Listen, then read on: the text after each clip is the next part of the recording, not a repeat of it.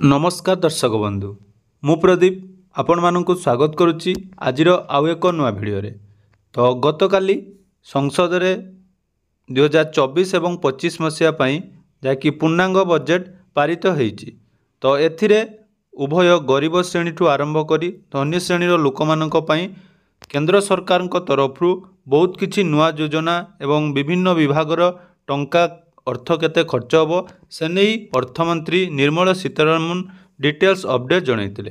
तो वर्तमान जहाँकि सरकार तरफ आपण मानक पई बहुत बड़ खुशीर खबर जहाँकि आसी जाइछि। तो मागणारे आपण माने 300 यूनिट पर्यंत जहाँकि बिजुली व्यवहार करें जहाँपाई आपण मानकु कौन कौन करिया पई पड़िबो एवं एही जो योजनाटी रही एथिरे आपण मानकु कौन बेनिफिट मिलिबो आसंतु आजिर एही भिडियो रे ता विषय रे संपूर्ण डिटेल्स जानिबा। ता पूर्वर यदि चैनल को प्रथम थर विजिट करचंती वीडियो को लाइक करेंगे, चैनल को सब्सक्राइब करनथिले एबे ही सब्सक्राइब करी पाखरे थिबा बेल आइकन को क्लिक करी ऑल ले सेट करदेबे। तो देखंतु प्रधानमंत्री द्वारा पीएम सूर्यघर योजनार जहाँकि शुभारंभ करा जायतिला। तो ये पीएम सूर्यघर योजना माध्यम देशर 1 कोटी परिवार को जहाँकि मागणारे विद्युत जोगाई दिया बोली केंद्र सरकार तरफ प्रतिश्रुति दि जाइछि।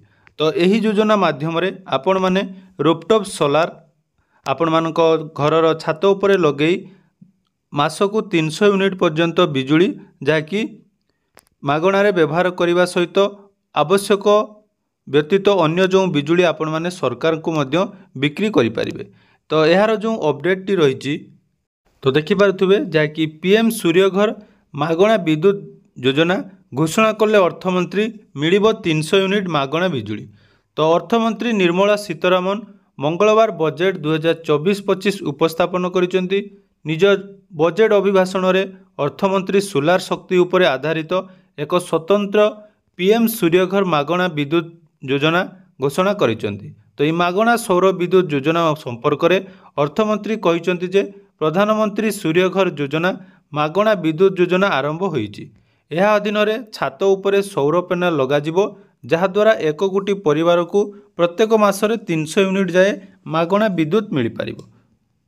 तो ये पीएम सूर्यघर मुक्त बिजुली योजना जहाँकि जदि आपण माने एही योजनार लाभ नवा पई चाहुचंती ताहले आपण मानकु एही योजनार जहाँकि प्रथमे रेजिस्ट्रेशन करिया पई पड़िबो। तो रेजिस्ट्रेशन करिया पूर्वरु प्रथमे देखंतु एही जो योजना रहिछि एथिरे आपण मानकु सरकार तरफरु आपण मानकर रूफटॉप सोलार अर्थात छात उपरे विद्युत सोलार पैनल लगेवा पई पड़िबो एवं सही सोलार पैनल को व्यवहार करी आपण माने जहाँकि मासकु 300 यूनिट पर्यंत बिजुली उत्पादन करें। तो एथिरे देखंतु जो रही सब्सिडी आपण मानकु प्रदान करा जिवो। तो सब्सिडीर स्ट्रक्चर जदि आमे देखिबा तो एथिरे प्रति किलोवाट को आपण मानकु 30,000 टंकार जहाँकि सब्सिडी सरकार तरफ प्रदान करा जिवो। या छड़ा जदि आपण 3 यूनिट पर्यंत नौचंती ताहले एथिरे आपनकु 30,000 टंका लेखाए जहाँकि 2 किलोवाट पाई एवं आउ 1 किलोवाट पाई 18,000 टंका जहाँकि सब्सिडी प्रदान करा जिवो। एवं देखंतु एवरेज मंथली इलेक्ट्रिसिटी जहाँकि रही आपण माने जदि 1 रु 2 किलोवाट पर्यंत कैपेसिटीर सोलार पैनल लगाउचंती ताले एथिरे आपनकु जहाँकि 150 यूनिट पर्यंत विद्युत उत्पादन करें। सेहीपरि 2 रु 3 किलोवाट आपण माने व्यवहार करथिले सेतिरे आपण मानकु 150 यूनिट रु 300 यूनिट पर्यंत जहाँकि बिजुली मिल पारिबो। एवं एभव 3 किलोवाट रु जदि आपण रूफटॉप सोलार लगुचंती ताले एथिरे 300 यूनिट रु अधिक आपण माने व्यवहार करि परिबे। या छड़ा देखंतु एथिरे जो सब्सिडी स्ट्रक्चर कथा जदि आमे देखिबा कैलकुलेटर गोटे ऑप्शन अच्छी से देखो प्रथम आपन गोटे स्टेट चूज करने कहूँ। तो आम ओडिशा पई स्टेट चूज करनबा। तो स्टेट चूज कर सारा पर देखो आपंकर सेकेंड ऑप्शन रही कैटेगोरी अर्थात आप कौ कैटेगोरी यूज करने चाहते। तो आमरटा देखो कमर्शियल यूज बोली आम लिखिदबा। तापर मंथली आपंकर केते टंकार जदि बिल आसची आमर धरा जाओ 500 टंकार मंथली आपण मानकर बिल आसची ताहले एठी आपण मानकु कोन करिया पई पड़िबो। देखंतु ए कैलकुलेटर ऑप्शन ले आपण जदि क्लिक करछंती ताले देखंतु एठी 1 किलोवाट जदि आपण सोलार पैनल लगाउछंती एथिरे आपनकर टोटल प्रोजेक्ट 50,000 टंका खर्च होबो एवं सेथिरे आपनकु सब्सिडी जाकी रहिछि 30,000 टंकार सब्सिडी आपण माने पाइबे।